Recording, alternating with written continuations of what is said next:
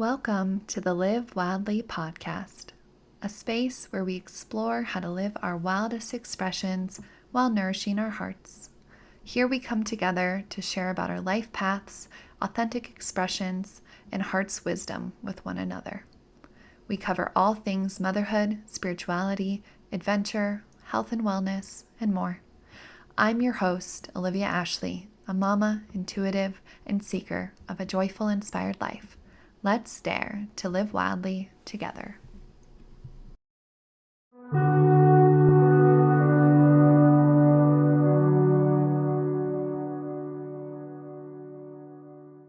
Welcome back to Live Wildly. It's Olivia here, and this is a really fun episode. I think I say that about all my episodes, but it's extra special because I have one of my friends and best collaborators here, Liz Neihart.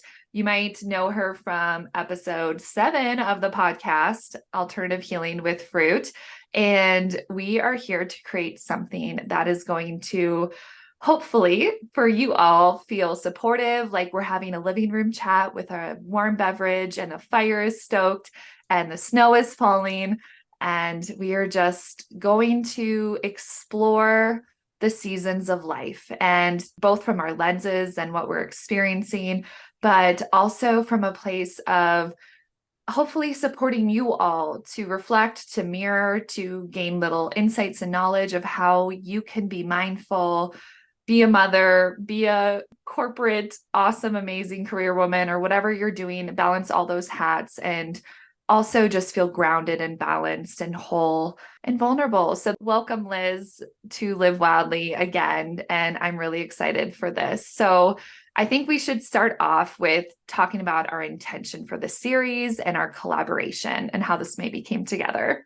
I love it. I'm so excited to be here. It was so fun the last time. And of course, I just love chatting with you all the time. So this is great.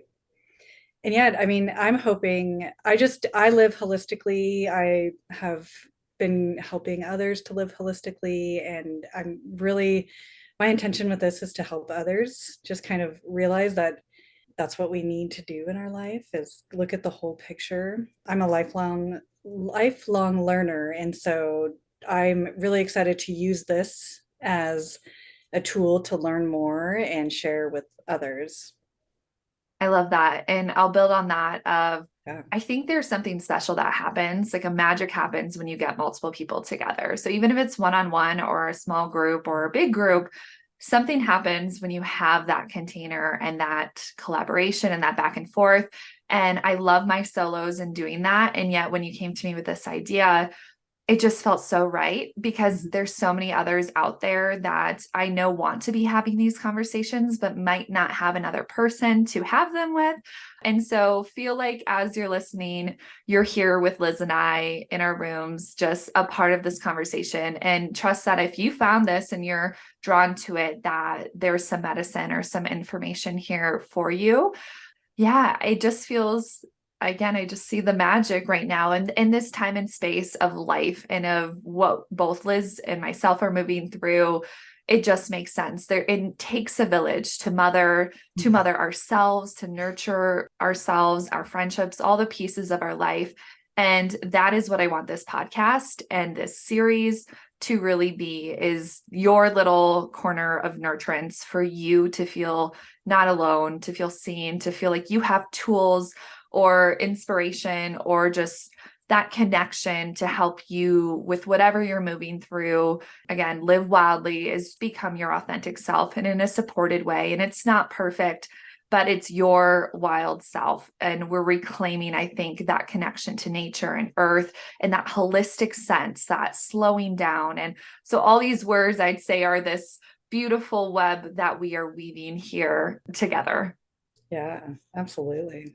We are going to talk about this time of year. So we've transitioned to fall and we're slowly preparing for winter. Here in Colorado, we're getting our first taste of it. I don't know Yep. if you have to In in Idaho, Idaho. Liz. Yes. So, and this is new for you. You just moved up there this last, was it summer or a year? You've been there a little Well, bit. it was the end of spring. It was May. Okay. So they were just finishing up their winter when we moved. Okay, there Yeah. you go. So now you're kind of getting the taste of, oh, we're back in it. That feels like such a short runway, but isn't that the Yep. truth? Winter comes fast. And so let's talk about this time of year, maybe our relationship to nature and how it's affecting us. And I'm going to lean on you, Liz, with your background and Yeah. knowledge to kind of kick us off with what's happening. Yeah. Well, it is for most people true fall right now, where it's starting to get cooler. The leaves are turning. I mean, it's just beautiful with all the different colors that are out there.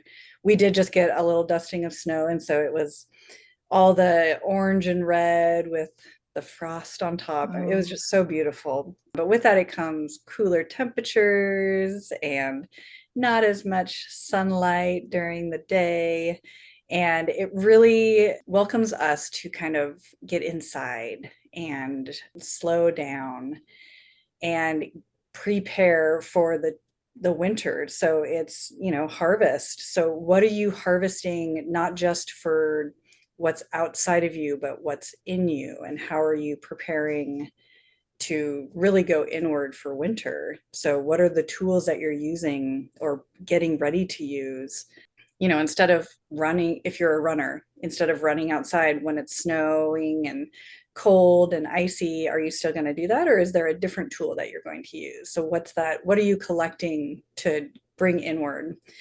And there's a lot of introspective that's happening right now for a lot of people. And there's, preparing just even for the holidays, there's that preparation that is happening.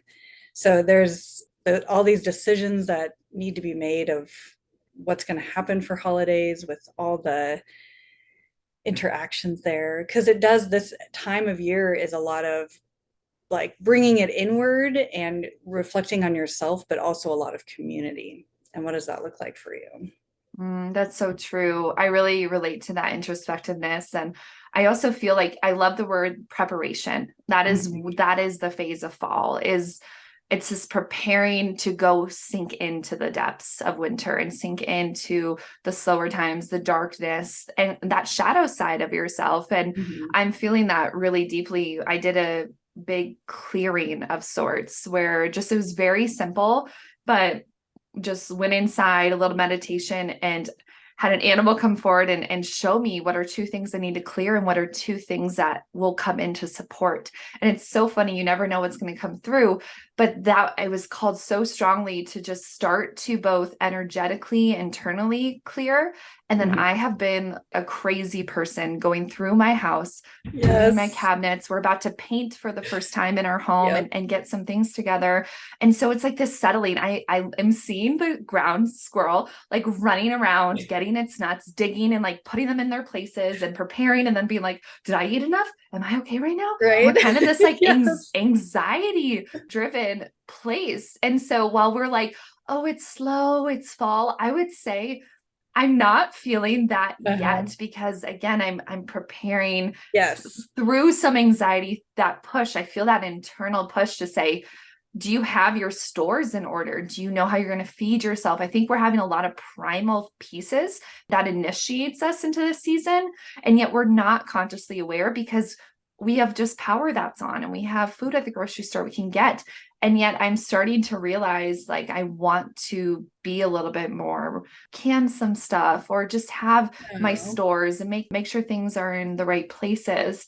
And can you speak to, if you know, how is our body reacting? What is that connection with the trees and the earth and the lack of sun? What is happening in reaction within ourselves to fall and to winter, this shift? Well, the sun gives us energy and it gives everything energy. So when we're in the sun more, we definitely can feel that energetic push. The fruits that are happening in the summer give us so much energy. So there's a lot of that. When you're in the northern cooler weather, you're not able to get that high energy sun nutrients or the food nutrients that your body wants to get energy. So you're finding it in other ways. You're having to get creative a little bit. So yeah, use different tools to get this. You're I mean, a lot of people feel the need to sleep a little bit more. There's not that, oh, the sun's up, I'm going to get up and go, because it's not up until later in the day. So you're having to wait. If you work a, 9 to 5 job, you're waking up with an alarm, usually pushing yourself to get to work. And, I remember years ago when we lived in Spokane, I didn't even ever see the sun because I worked in a building that didn't have windows. Oh, So it's so I would go, sad. yeah, and it's like, I would go to work when it was dark and I would go home when it was dark. And so I shouldn't say that. I did go out for lunch and I would be outside. But for the most part, it was just like I did not see the sun for the most of the day. And so a lot of people are going through that. And so it's almost, I would ask you and people to really look at, how am I going to find this energy that my body truly needs? Am I going to kind of maybe find the apples, because there's apples in season now, so am I going to find those apples so I can get some good energy in that way? Am I going to make sure that I'm going for a walk during the day so I can get my 30 minutes of whatever sun there is? If you're in a place where it's really cloudy, the sun's still poking through, it's still soaking that out, and then how are we getting enough rest that our body needs right now because of this lack? I'm going to say lack, but Hmm. there's not the, and also, I mean, Abundance of when you're sun. cold, you're looking for that warmth, right? So Hmm. I mean, I'm drinking a ton of tea right now because of that. So Same. Yes. yeah. And I think you really nailed, I think what we want to drill in here too is you're exactly right. Even though the sun is less and we have more dark and our bodies are craving this rest or slowing, the reality is our lives don't change. So Mhm. that pace of life and that push and that hustle and that, okay, well, your day to day is still going to look the same, even though your body is going to feel different. So to your Exactly. point, are what are those pieces that you're going to shift a little bit, noting in this time that your structure of your summer is not going to quite flow and fit into this new mold that we're having to be pushed into. And this is a yearly Yeah. thing. I think we can all relate to this. And yet I don't think I ever had this awareness until the last couple of years where, I Mhm. mean, I always felt it, but again, the expectations are there. Yeah. So I loved your examples of, I think finding the sun where you can, taking a few Yes. extra walks, even if it's cold. And yes, you're going to be bundled, but like take Yep. your hands out of your gloves, let them see the sun, let your face or your neck see the sun. I'm always the weirdo that like rolls up my pants so my legs at least get a little bit of I sun, even though love it's that. cold. I think it really does help to Mhm. fuel. And then, yes, what are you eating? What are you consuming? How is your sleep?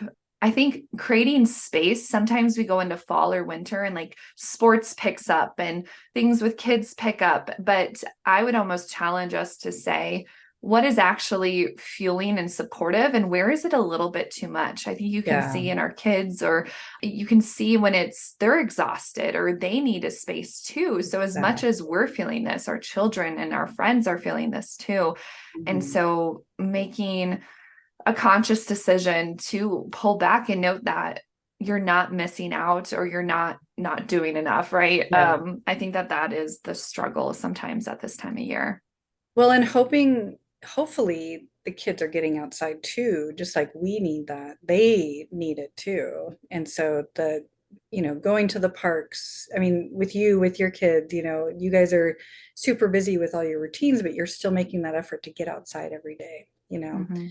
And we're fortunate where the kids, as they go to a project-based school, and they, no matter the temperature, no matter the weather, are outside every single day for all of their breaks, and they take a lot of breaks throughout the day. And it was a big reason why we were okay with having the school, is it's an outside school. Mhm.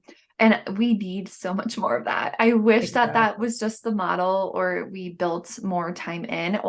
And Hmm. I love the Nordic countries, how they have their babies sleep outside. They just Yes. spend time outside. It's an expectation. And I have to quickly tell this hilarious story Yeah. because it shows that people aren't used to this, but I grew up in the Midwest in Minnesota where there was always snow. And so my day to day, we are always outside.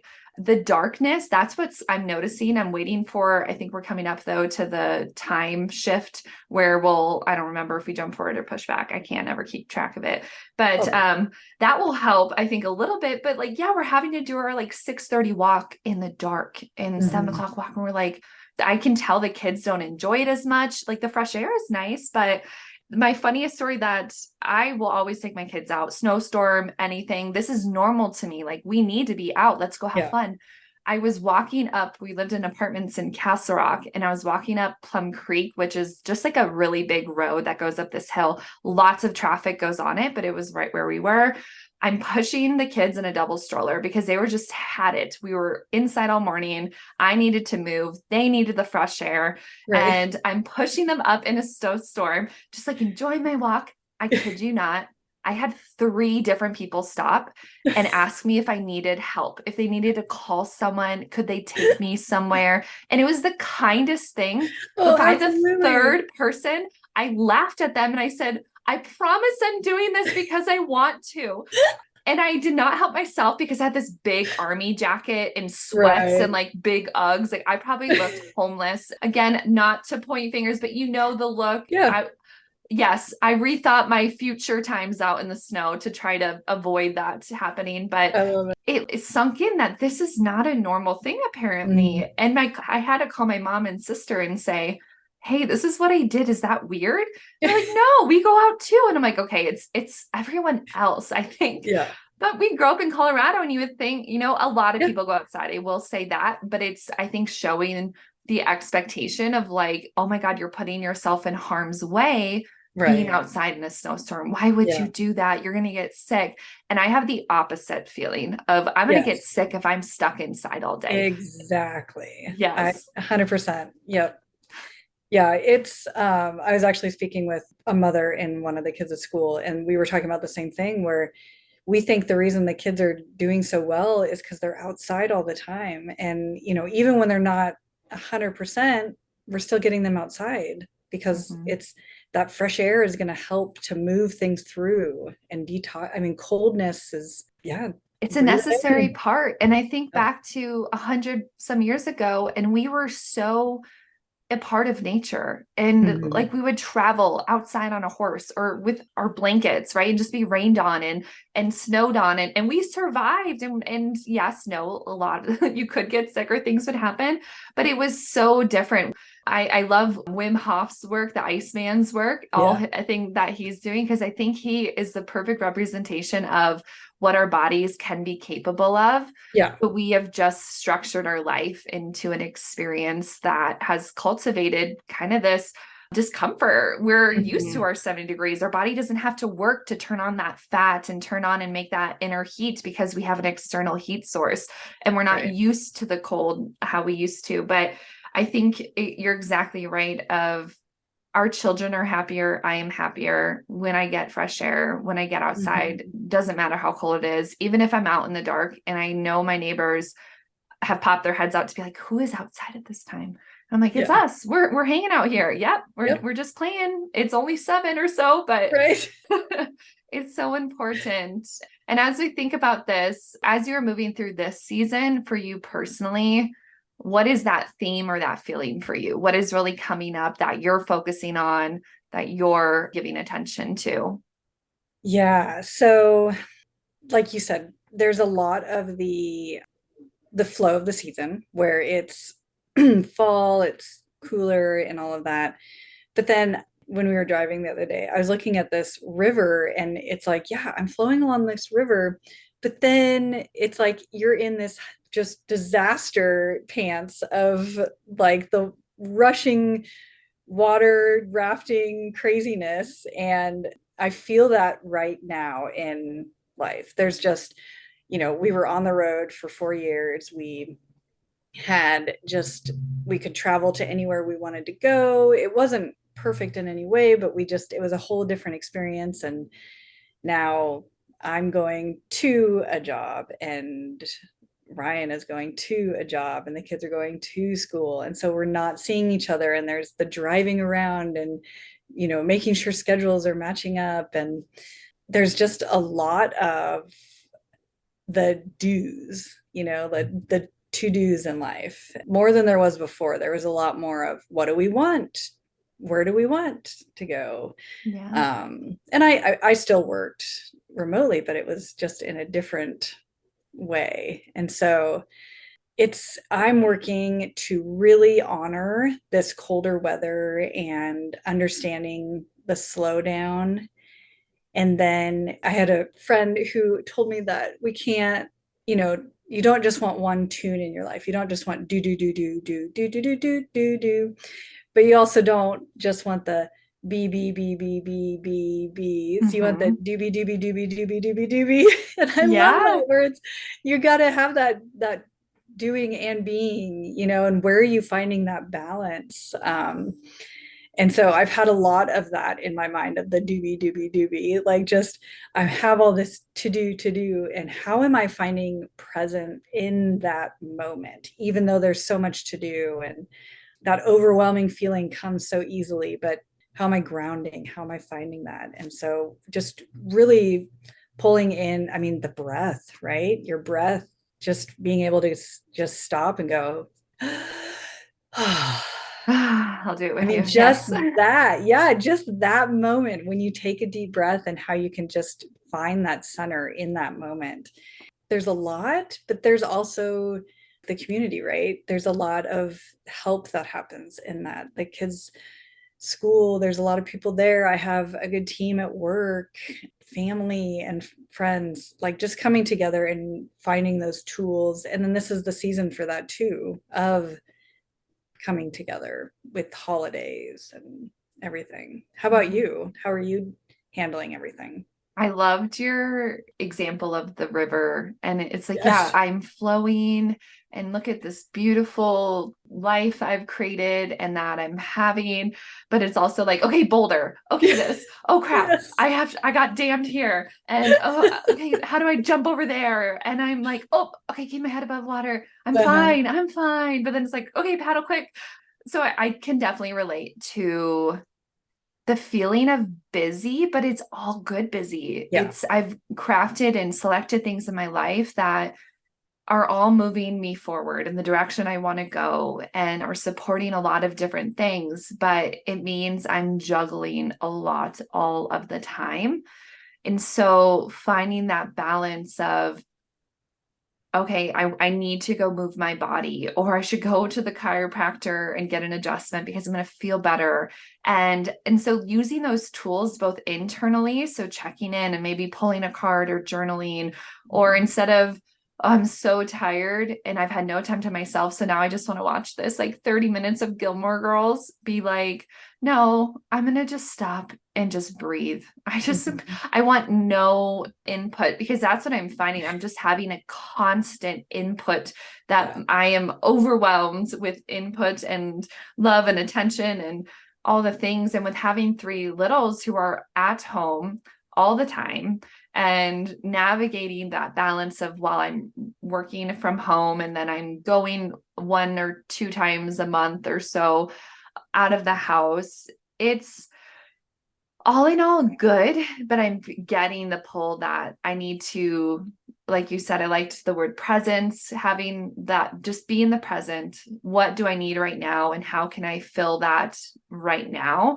And then knowing like sometimes I'll turn on and then sometimes I turn off. And I have such a large toolkit that I've crafted for myself, whether it's a cup of tea or I need to move my body, or I'm going to sit. I have an amazing sauna blanket and a PEMF mat. So I have all these other things that no, you don't need to buy and have those, but those were things that I've looked for years that I've wanted. I used to pay to go to an infrared sauna and some other things. And then I was able to just have it in my home. So trying to create my home space that feels fully nourishing. I have a cabinet of my herbs and my go-tos, and the bathtub, like just taking a warm Mhm. bath just feels so special.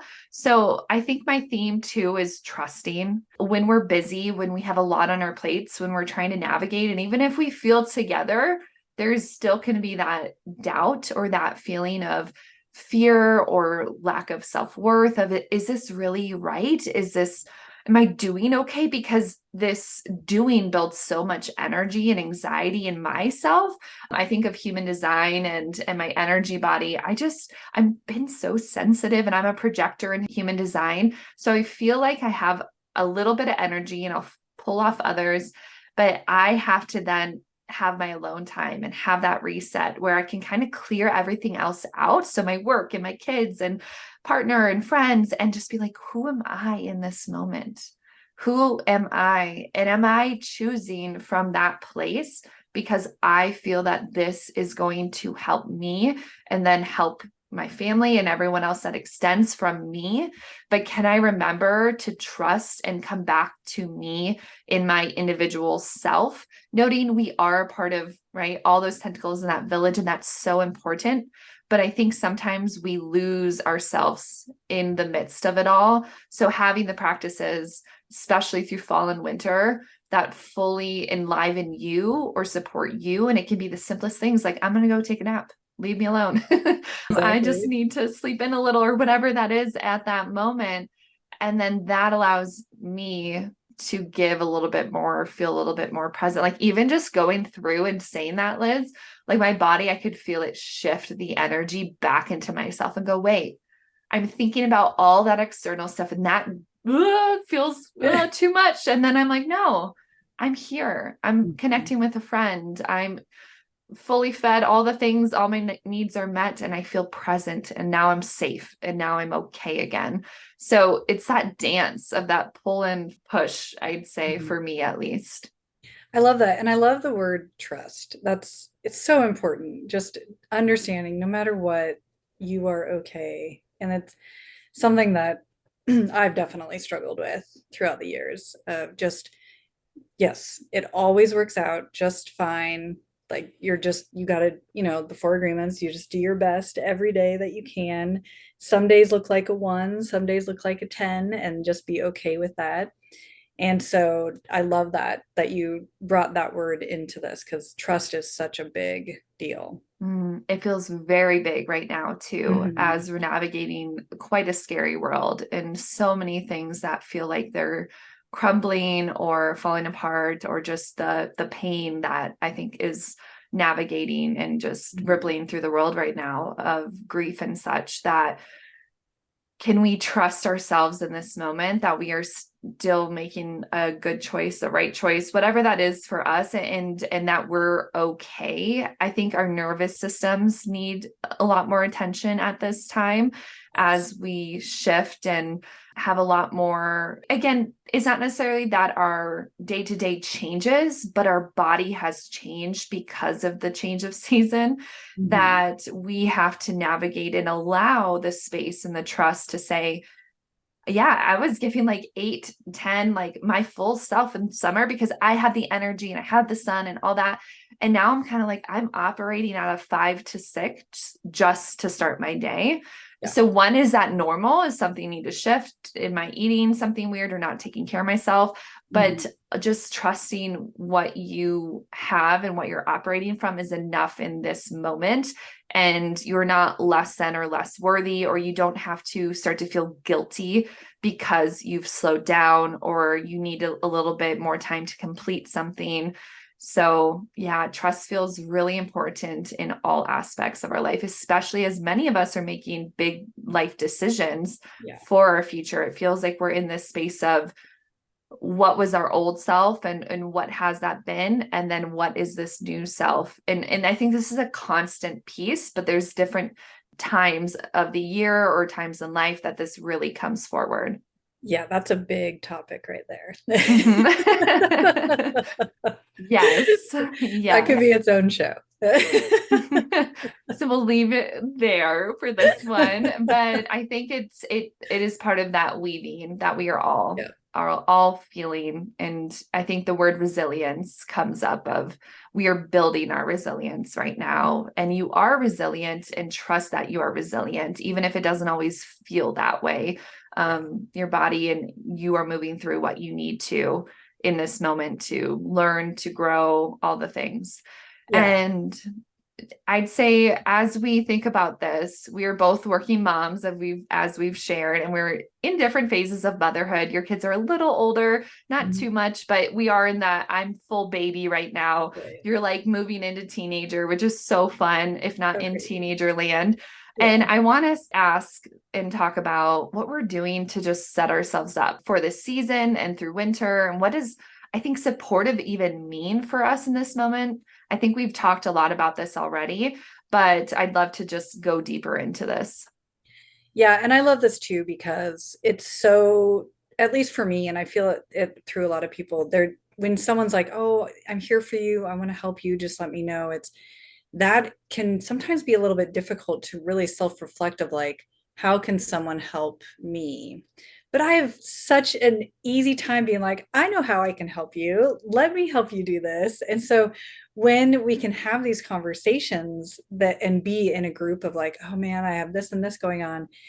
I've had the baby experience. And, a lot of times just having a parent who's gone through stuff and hearing their stories, it may or may not work for you. We're all so different and our kids are all so different. And, not everything is going to work that worked for someone else, but you're getting, like anything, you're pulling in these tools of, let's try this one this time. Let's try this one this time.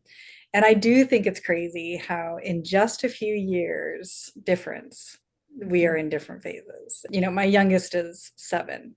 And so, Yeah, my oldest is 7, so that would right. be the best Yeah, connection there. exactly. And so it is a different phase and just I remember this was such a shift in our life, but going to a playground and my youngest was 3 years old and all 3 of the kids just took off and went and played. And I wasn't hovering and like making sure that someone didn't fall or get tangled in something or anything like that. And I was like, oh my gosh, this is why parents go to parks because you can just watch these amazing beings do all, what is it that people say? Do dangerous things carefully. That's what it is. Do dangerous things carefully.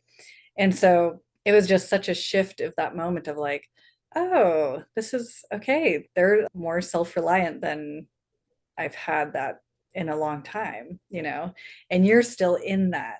And so there is that just that difference of, I can leave my kids at home by themselves right now, and you're not even close to that.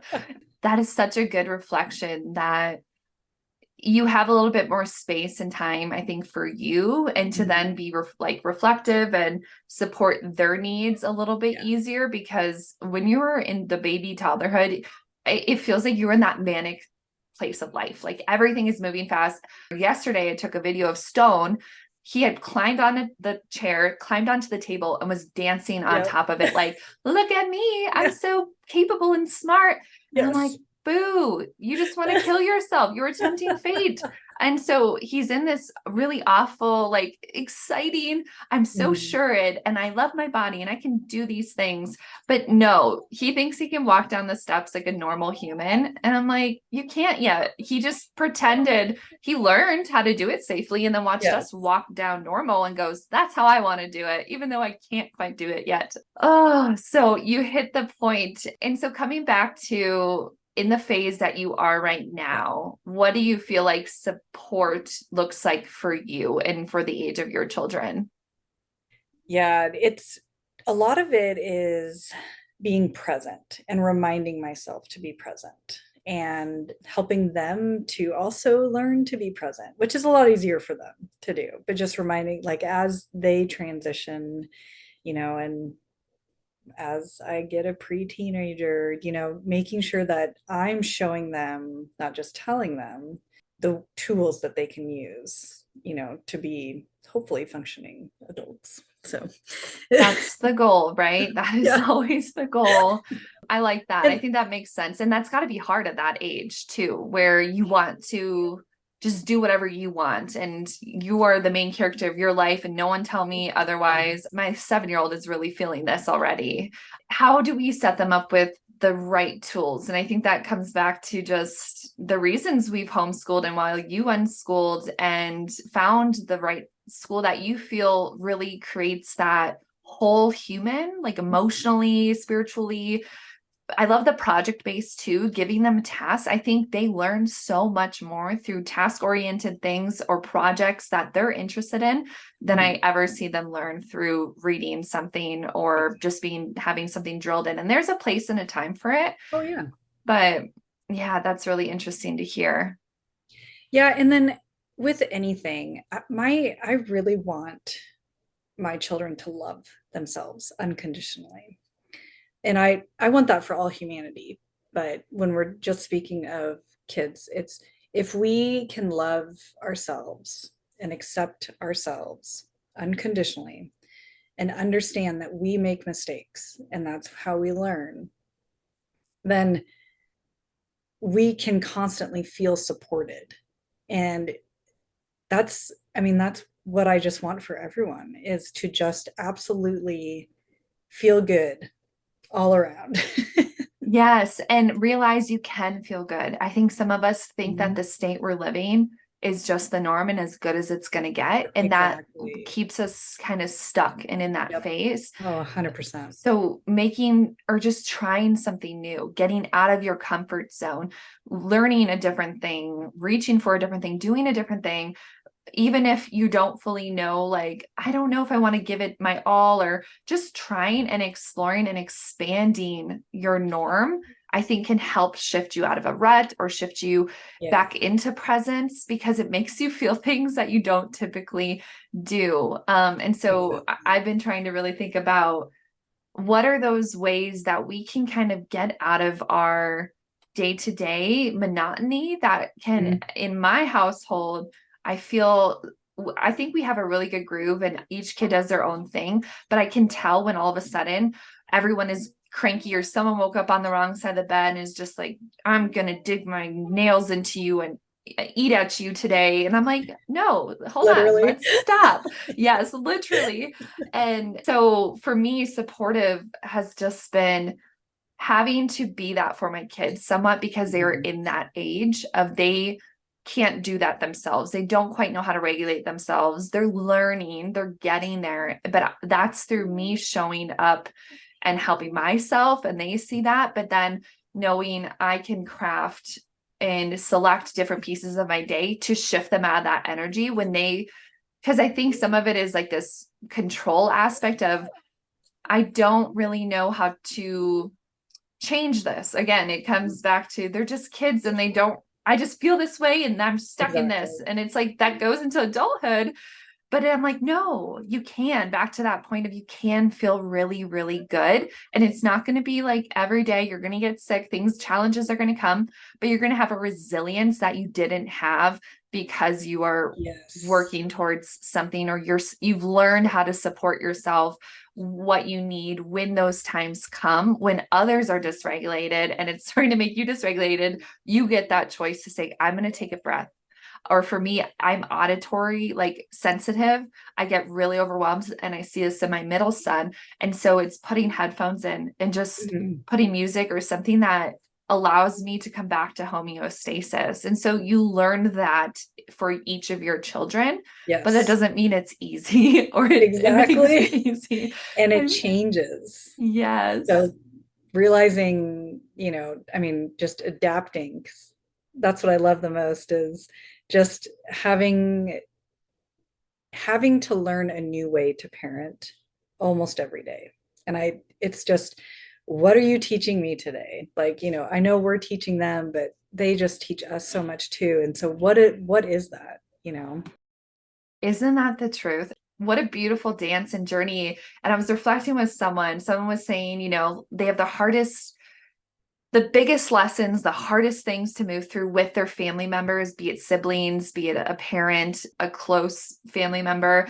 And it kind of dropped in. I was like, of course it is. Of course, our biggest lessons and our biggest pain points or struggles or Yeah. reflections come through this because that I think in my eyes is the whole reason we are here. We're here to grow, experience, learn. 100%. And so we need that dualism and variety and those butting heads to reflect and have those moments and go, wait, I don't want that. I want a different piece, or I need to learn how to interact, or boundary setting. I've learned all my things through family, and our children are probably our biggest lessons and catalysts for that, at least for me. And I think most 100%. other people, but I forget that it's just society has not set us up to help mothers to fully feel like you can be a full human and just whatever you'd like and whatever you need, we've got you. We don't have, I think it's education and lack of community. So many people, especially if you Yeah. don't have family will always be there, not for everyone, but for the Yeah. most part, family is like the expectation you lean on to help you raise your kids. And I Mhm. think a lot of us don't have that. So how do we start to create our little villages and our communities so we don't feel as mothers that the burden Yeah. is all on us to mother, to work, to pay bills, to love them, to love ourselves, to feed us well, to learn, to grow, to right. I mean, it's such a heavy plate, but I think also perspective is where I come to is I can't change those systems, but I can start to change how I think about those systems, and I can start to change how I show up in my days, and that changes how my kids show up in their days.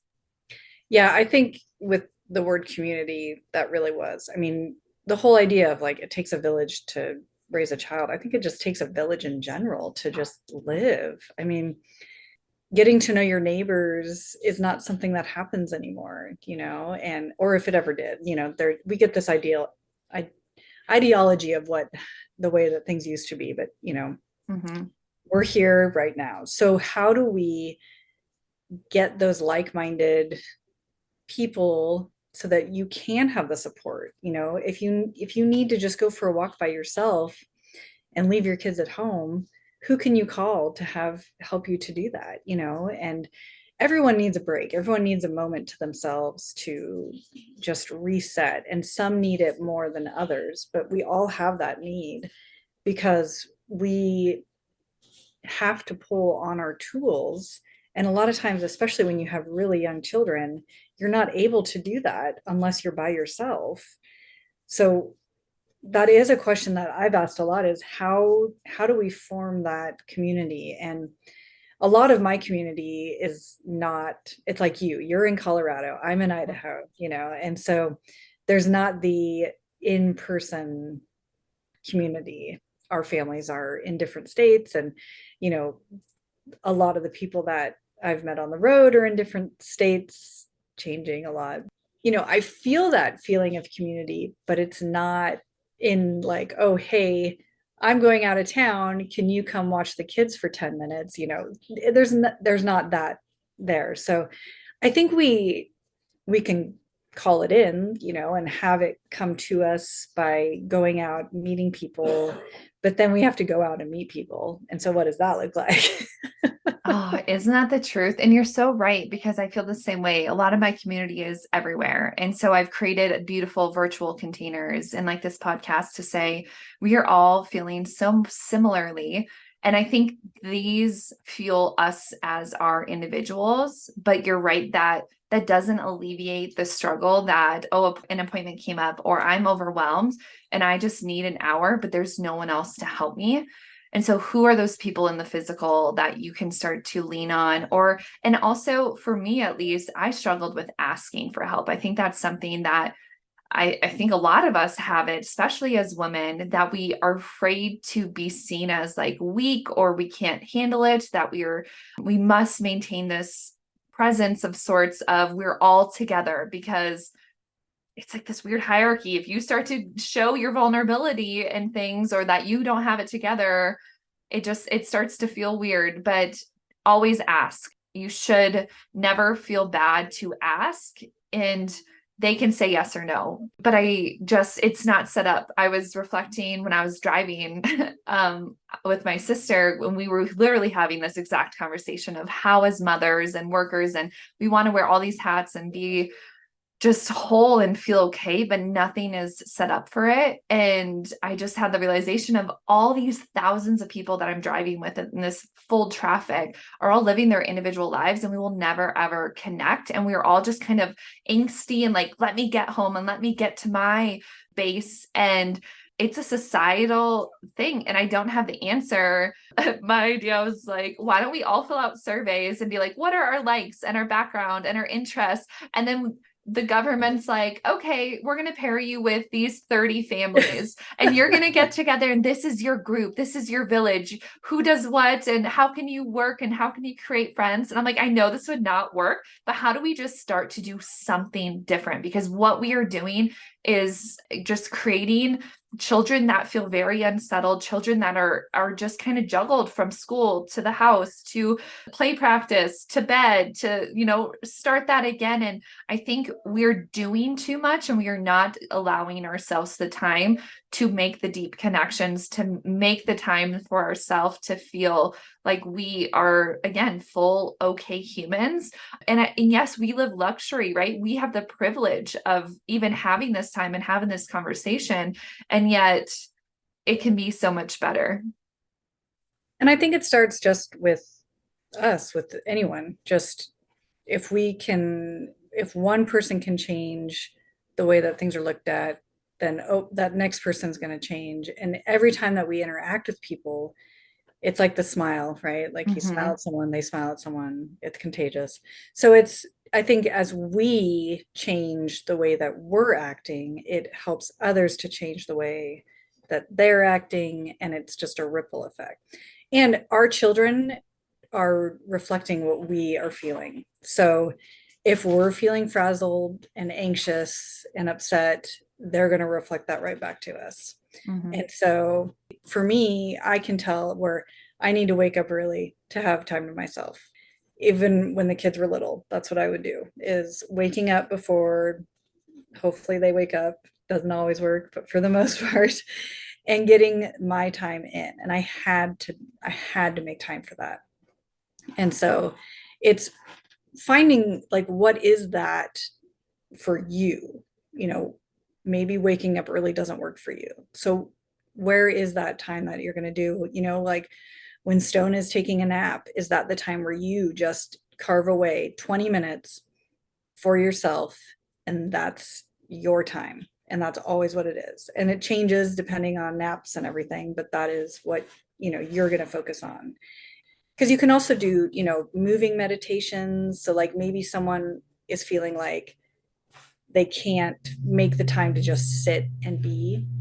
Well, try to do your best to be present as you're folding laundry or you're writing something for work. Like having a meditation is more about just finding that presence in that moment. When I'm doing yoga, I'm doing my best to just be present in that moment for that moving meditation. And, so. Yes. Thank you for grounding me down back to like here and now, because I see the struggles that we are all going through. And I want to like change the system. I want to be like, I see this. How do we make this better? Where do we get solution oriented? But I think you're right that that's like end game. That's so long term. And that takes a lot of people. So how do we within our houses, within our small communities, within our small families, start to make those ample changes? And I think the first step is you need to feel good in you. And exactly. For me, it's prioritizing closing the door and saying, I need this 20 minutes, or, okay, all the kids are going to play up here and I'm going to fold all the laundry. So then we have clean clothes and that feels good and rewarding. It just, yes. Whatever that thing is for you in those moments. But I think every day you can achieve one or two small things for yourself. And I know a lot of people, I don't have the time, I don't have the space. And I promise you, you do. Whether you need to wake up early, like you said, maybe stay up a little later after the kids go to bed, or do it with them, involve them. I think there's also that feeling of, oh, we're the parents, so we do XYZ, and the separation from the kids, but our kids want to be parents and want to be adults at some point. And so they enjoy having that time and space with us. So I like including them in cooking food and preparing things, or we love dance parties right now. I think one of the biggest things to shift your energy that has been helping is putting on some music, whether it's toddler tunes or like our favorite playlist, and everyone 100%. Just hangs out and chills and gets it. And it's crazy how much that can make you feel better. And I changed nothing else. I didn't accomplish a task. I didn't, do a meditation, but I got in my body. I felt my feelings, and it allows that energy to change. So while we're talking about this and more tools to just help us get back down into ourselves, what do you like to do to feel grounded and balanced? And what does that look like for you? A lot of it right now for me is the yoga in the morning, and then really being a lot more aware of how I'm doing. If I'm realizing that I'm like spiraling into overwhelmness, making sure that I'm being aware of that and then grounding myself. And the biggest way that I ground myself is with my breath. I'm in a time right now where I have a lot going on with my jobs and kids and everything. So the way that I'm carving stuff for me is really working to find that present moment. And then, yeah, when I'm taking the kids home from school, we are full on doing a dance party. If it's not a dance party, then they're telling me about their day. And like the way that I do it is I just say, tell me one thing you want to tell me about your day. And they end up telling me, well, I walked into class and then I did this and that, it's like step by step. So I'm really working on being present in that moment. And then eating well is huge for me. And I feel that it's a big thing for other people. When you're in this moment of life where you're already feeling the hustle and bustle, having stimulant type food and beverages is just making it worse.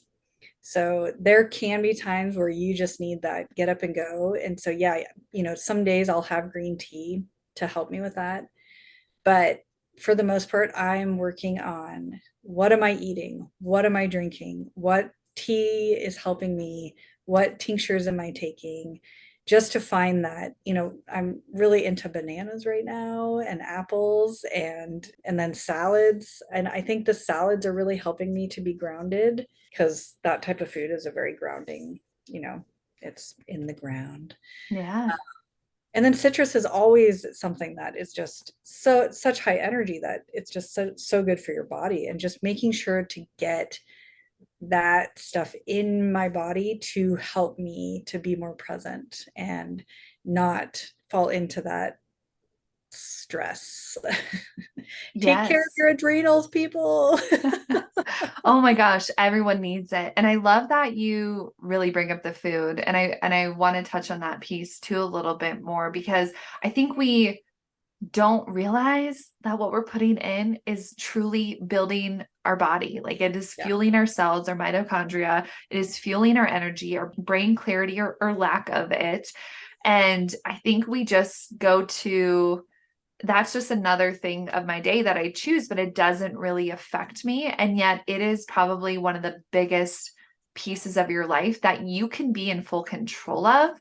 And it doesn't have to be overwhelming. It's just starting to learn what feels good, what fuels you in the right way, and what doesn't, and starting to cultivate that relationship with your body and yourself that we just aren't typically taught as kids and humans. I didn't learn it for a very long time, but it does go such a long way in grounding. And right now, being postpartum, I don't crave a ton of meat, but in it getting colder, I'm craving more bone broths, that warmth, that mineral rich. So also teas and nettle and just helping me sleep. So I always have a tea before bed. Those things ground me in a way that nothing else really could. Like yes, a donut would be like, ooh, sugar high and delicious Yeah. and comfort. And then I feel sick and I feel ill and I don't feel well. So I've learned to do that dance of support, and grounding and balance, I think, are two words that are often used, but we don't always have a very good sense of like, what does that mean for me? Exactly. What are those pieces that help me do that? So I'm right there with you that yoga has been huge, moving my body in general. Mhm. Every day, if I need to, it could just be a walk. And I love walking because almost everyone can do it. It is Yes. simple. You are going to feel better. Try and do it outside and be intentional about it. But yoga too has just, again, back to your adrenals and that stress where we are all in this high energy. So for my body type, if I do like the HIIT workouts and just cardio or really hard intensity, I will be sick within 10 days. If I try to do that for more than, if I do that 3 days in a row, 4 days, I will feel ill a couple days later because I know that in my body, I can't sustain that. Maybe some people do, and that feels good and that burns their stuff out and that grounds them. So learning what is right for your body too. You need to decide and not just go, oh, well, this is the fad and this is the trend, so I'm going to do that. Maybe you hate yoga and yoga makes you feel crazy and does not ground you. So Yeah. find that thing. Maybe it's swimming or a different piece, a run that helps you. And also being fluid in our days, knowing Yeah. that what worked yesterday might not work today.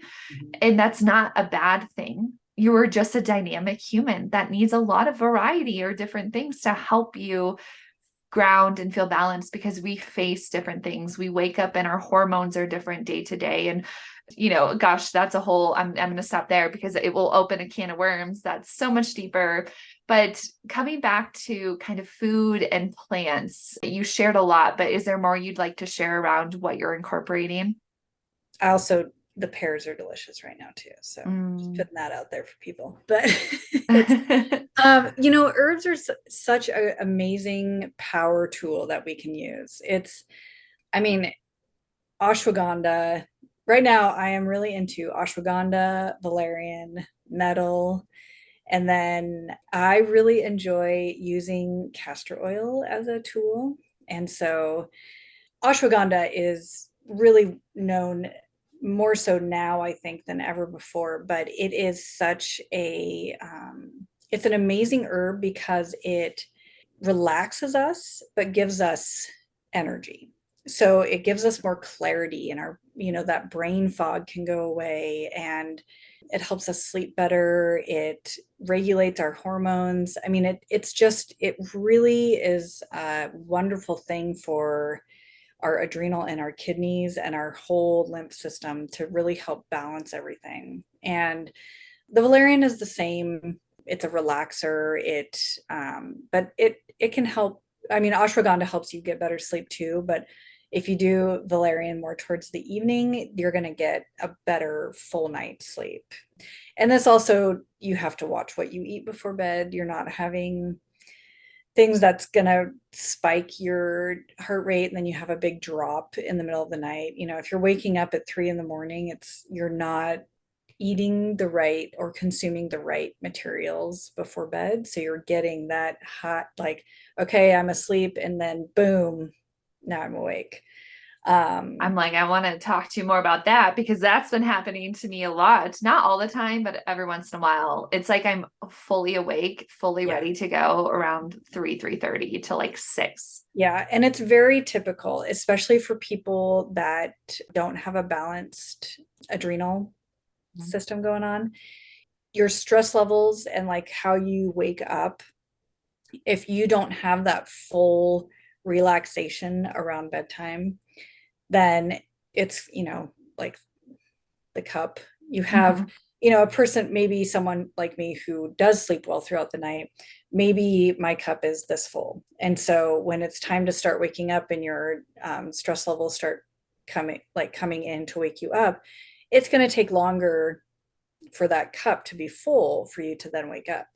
If you're going to bed and you're up like this already, as soon as your body starts to go through that process, you're already there. You're going to wake up. And a lot of that can be from how much coffee did you have throughout the day? Are you drinking alcohol before bed? Are you having dessert closer to bedtime? What are the things that you're having throughout the day to take care of your body? And so ashwagandha and valerian can really help you through this process. And then also cutting out refined sugar anytime past 3 o'clock, I would say. Oh my I gosh. mean, Yeah, if you could you're just cut it out in general, but right. Yeah. No, you hit the nail on the head. And that is the biggest, I'd say coffee. And I've gotten for years the message of just drop it. You don't need it. I put like mushrooms and so cordyceps and reishi and ghee and like things that I feel help, but I know at its core it's revving me up and it's continuing this cycle. And then sugar is also, I'd say, my other arch Yeah. enemy Yeah. that I bounce between the salts and the sugar cravings and I do, but I do also try to do all these other things that support me or I think feel more healthy. And I've been really using valerian root. I have a nighttime herbal tea that I have crafted, but then I always add valerian into it. And I can tell the difference of sleep. Yes. I need to pull ashwagandha back in. I haven't used that in a bit, but those, I think you're totally right that those are two that can really help settle your nervous system.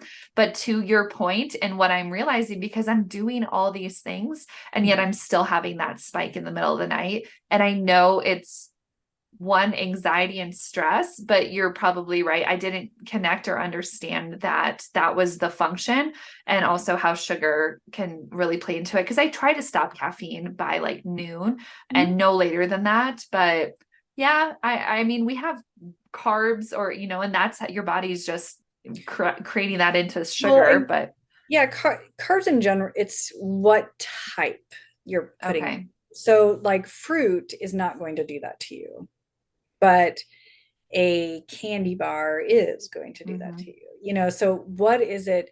Because cane sugar is so highly refined, and then it's grown in the same spot, so you're not getting any nutrients at all. It's just completely void of any nutrients. You also, it's so heavily sprayed with Roundup because the bugs love it. So it is constantly, I mean, it's like one of the most sprayed of all that's out there. And so you're getting toxins and just super refined Mm-hmm. thing that's going Yeah. into your body. And it's the same with alcohol because you're using in kombucha, you're using sugar to ferment that, which is then you're using that same toxin to have this Mm-hmm. process go.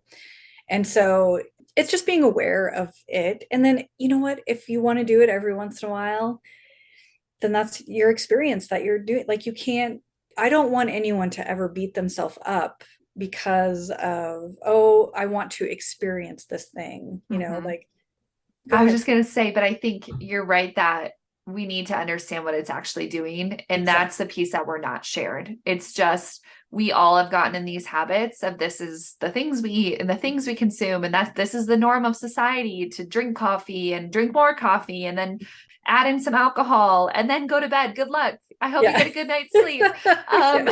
And yes, we're fueled by donuts and who's bringing the donuts and the cake today? It's someone's birthday Yeah. at work. And I'm witnessing this, like I'm having way more inundation from others because I'm just a part of others. I'm not in their ways, but being able to understand, just having the knowledge to say, when I eat this, or like you said, I didn't realize or I forgot that sugar is sprayed and has that. Yes, you can get organic, but we know they're still treating that often with different things Mhm. too. And again, it doesn't stop what the sugar is doing in your body. So thank you for sharing those pieces on that. Yeah. Well, and then to go back to the herbs, nettle is something that is really great for inflammation. And so nettle has always been one of my favorite herbs. It's been something that I've used for years and years. Yeah, it's a staple in our house. And anytime someone is feeling a little bit of detoxification coming on, we're just completely downing the nettle tea. I have it at least once a day, and it really is a all in all miracle, I would say, herb. And I don't like to throw that out, but it's so good for inflammation. So if you have arthritis and you start drinking this on a regular basis, it's going to at least decrease the inflammation in your body. And inflammation just anywhere in our body is so prevalent. If we're having digestive issues, it's inflammation. If we're having aches and pains, it's because of inflammation. It helps us with our mucus buildup. So if we're having a mucus buildup, it helps with that to help just clear it out and, get it out. Because if we have mucus, it's because we have something that needs to get out. So it's going to help to just flush it out. So it's just a really great herb to have every day. And it's really good for our kidneys and our adrenals. Yes, and our liver. And everyone has adrenal issues. It's because of the type of food that we eat and the way that we live our lives. And so no one is in the wrong, I would say, for like having bad adrenals, because everyone's in that situation, I and think we're that's why we have to so, take such good care of them. yes. And I think so empowering us. So starting with nettle or starting with one or two things that you feel are actually supporting, because we are consuming and or around things that are just depleting. We are in, I Yeah. think, an excess of depletion, and toxicity would be the other piece of just from the state of everything in our room in our house. If you can think about that, just like there's a level of toxicity with that, with just the materials that are used, the chemicals that are used, and then they're spraying our food, and I Yeah. understand why. And yet, so how do we empower ourselves to begin to try to alleviate that, the burden on our body? And I second the nettle. I'd say probably 4 months ago, learned about nettle. It was right Yeah. after postpartum. And it has been the biggest game changer. I use it daily. I take both a tincture, but then I also put it in teas that I drink. That's great. And I just feel so much better. I can just feel like I'm plumping from the inside out. And Yeah. I'm also really focused on my liver, I'd say right now, and trying Yeah. to support and rebuild, because I never realized or connected the dots of how I was feeling. I think it's probably adrenals and liver, Yeah. but is because I have a sluggish liver. And this is, I think, a normal thing for most people. 100%. So on top of nettle, I'm also, before eating, so any of my meals, I got a digestive bitter from Wish Garden. And it's so funny. When I first got it, I almost vomited. And but it was the sign that, wow, I really need this. It was so strong. And so essentially with bitters, you're wanting the taste. You're not taking it to be like, this is going to fuel my system and fix everything. It's creating this cascade in your body to get your gland shifting, your liver bile moving, help your body and your stomach juices go from that bitter taste. A lot of different cultures will use bitters to eat before and after to help with digestion. And that has just been one of the biggest game changers. And now I love it. I crave it. I think it's sweet. I don't have that vile reaction because my body has gotten used to it and is in a better place. I'm not as stuffed up in my liver, but my husband can smell it and thinks it's the grossest thing. And I said, oh, that's probably your sign that you need some bitters and to help things move because you're so stagnant. And so with this stagnancy, I want you to talk about the castor oil, because my castor oil pack is coming today in the mail. So I love that you had written this out, because I am just starting to learn about the magic of castor oil. I had heard about it before, but I never was in the sphere of seeing how people used it. I love social media these days because I think it's opening the top up Yeah. everything. And I only knew of castor oil around inducing pregnancy. And it was like, you're going to poop yourself and get really sick. And I was like, I'm scared of you. What are you doing? But I've learned it's magic. So can you share a little bit about it? Well, castor oil is one of the oils that will actually penetrate deeper than any other thing out there. And so it's used because of its detoxification qualities.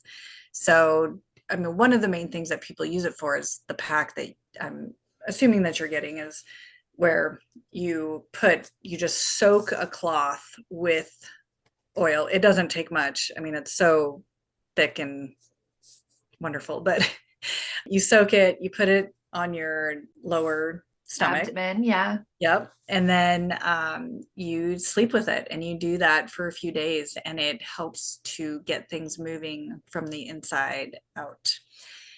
And so it's really great for detoxifying. One thing that is important anytime you're purging is to make sure that you are consuming foods that are supportive.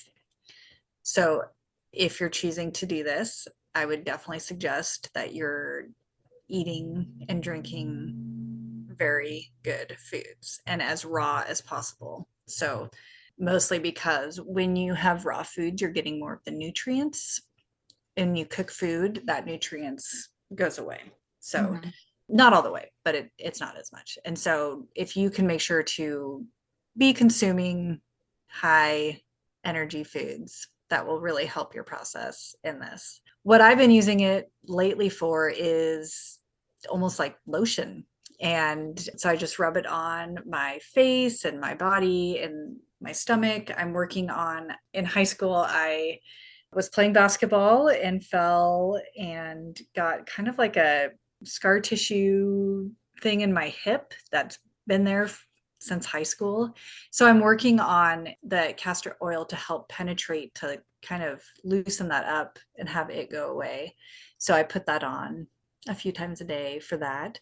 And then it helps for that feeling of being, I don't know if bloated is the right word, of what I can sometimes feel in my gut. And so I just put it on my stomach every day for that.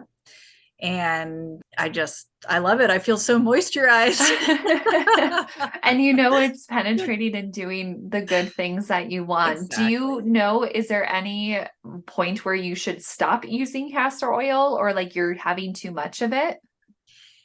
No, it's Okay. so I believe in the lean test. Have you heard of the lean test? I'm not sure. Okay, so Possibly. it's kind of like a muscle test, and it's better to show, but we're doing Mhm. this on, but you take an object, you put it to your heart, and you just kind of take a deep breath and center yourself. And then you ask the question that you have with it, Mhm. like normally I'll take, like an essential oil or something, and I'll be like, is this the best for me right now? And then I'll lean forward if it's a yes, and I'll lean back if it's a no. And you can almost feel like a pull one way or the other. And because you don't, obviously, you don't want to influence it. You're Mhm. allowing whatever that answer is to happen. So you're using your body almost like a pendulum. So that's what I do with a lot of things. If I'm kind of like thinking, oh, I don't know if I need this still, I'll do that. And typically I already know the answer. And so I'll lean back because it's like, yep, I don't need it anymore. That's why I was questioning if I needed it. I do that a lot with so much stuff. And it's a great tool to use. Oh, you're opening the door of, I'm in a medical disclaimer that we are not medical physicians. You need to ask your doctor, do what's right for you. We are no way telling you or asking you to do these things, but it's 100%. bringing up more how I function too. I will learn things, and that might open the door to say, oh, I want to get this or have this in my space, herbs, tinctures, whatever things, products that I buy. But Yeah. I really, just to your point, there is so much intuition in our body and in our Yes. system that we really should be trying to trust that more. And as you build that, it really becomes clear very easily. Like you said, you often already kind of know which way it's going Yes. to go. Or I will be like, oh, I want to add something to my bath. And then last night I thought it was going to be eucalyptus, and then I could not find it anywhere. And I pulled the rosemary, and it was like, oh, I had that feeling. I was like, oh, you wanted to come in. That's why I don't know where Yeah. the eucalyptus is Yeah. tonight. But so you can actually use a pendulum too if you have one. I Yes. think the lean test is great because you just use your body. But if you're in your mind and you still can't feel like if this is right for you, using a pendulum to say, is Yeah. this right? And get a yes or no over the thing. But Mhm. that is how I've been choosing lately too, which is what has led me to castor oil. And I have quite a bit of cysts in my body, and especially, so I know I Mhm. have some in my left ovary, or I had it at least a year or two ago when I last had someone look at that. And then also I have like these, I've been told from like masseuse and people, these cysts on my lower back that have always kind of been there, Mhm. and they don't hurt, but I want to see, I've heard castor oil can help start to break those down. So that's my hope in using it, and to just support overall detox. But I'd say my biggest thing is trusting yourself. It was hilarious that you and I had so many of these same herbs, but also being women and being the age we are and with mothers, I think it makes sense that we are both using these very incredible tools in the same way. But Yeah. noting that you know so much more within yourself than reading or feeling like you need to ask someone. Obviously, be smart about what you choose, but start to just kind of have more fun with life and the things that you're deciding to use or what you want to choose, and have that relationship that is not in your mind, but through Exactly. your body connection. Yep. Exactly. Well, I think we will leave it there. There's a few more things that we were hoping to touch on, but we have plenty. I hope that this is supportive for all of you listening, helps you feel into the fall weather, and prepares yourself to feel supported and nourished in whatever ways that you need in this time. So thank you, Liz, for joining us. Yeah, and I love this, and I would love for people to say how they're coping because I'm always looking to learn new tools as well. So, yeah, let us know what your tools you're using in this process as well. Yes, agreed. Please reach out. You can send us a message. I'll have everything linked in the show notes of where to find us. And we will be doing this as a series. So we'd love to hear from you, what you want us to talk about, what themes you're feeling in this coming up, and we will go from there. But thank you so much, and we'll talk to you later.